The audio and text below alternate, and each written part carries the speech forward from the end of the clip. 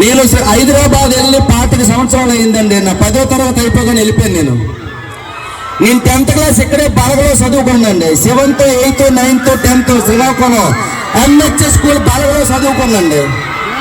నేనేం చదువుకోలేదండి. 10వ తరగతి మాత్రమే ఫెయిల్ అయిపోయాను, చదువుకోలేదు.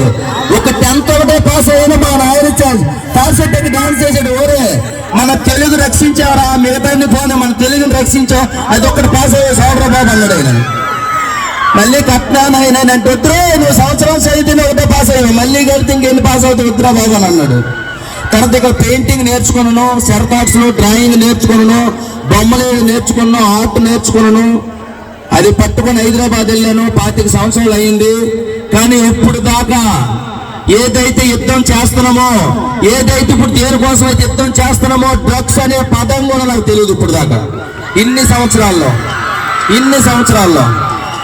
ఎందుకో చెప్పరా? దట్ ఈజ్ భూమి, సిక్కోలు భూమి.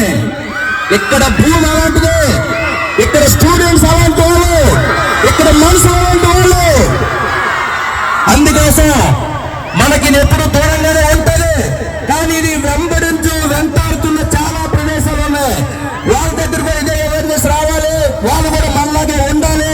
వాళ్ళు కూడా మనలాగే దేనికి అలవాటు పడకుండా హ్యాపీగా ఉండాలని కోరుకుంటారు మన వ్యవస్థ, మన డిపార్ట్మెంట్, మన ప్రభుత్వాలు. నిజంగా తరిమికూడదు. ఇక్కడే కాదు, యావత్ భారతదేశంలో ఈ డ్రగ్స్ అనే మహమ్మారి ఎక్కడ ఉన్నా సరే తిప్పి తరిమి కొట్టి తోలు తీసి నార తీయండి. అది అమ్మేవారికి కానీ, కొనేవారికి కానీ, అలవాటు పడేవారికి కానీ నడి రోడ్డులో పట్టుకొని చెప్పుతో కొట్టండి ఒక్కొక్కరిని.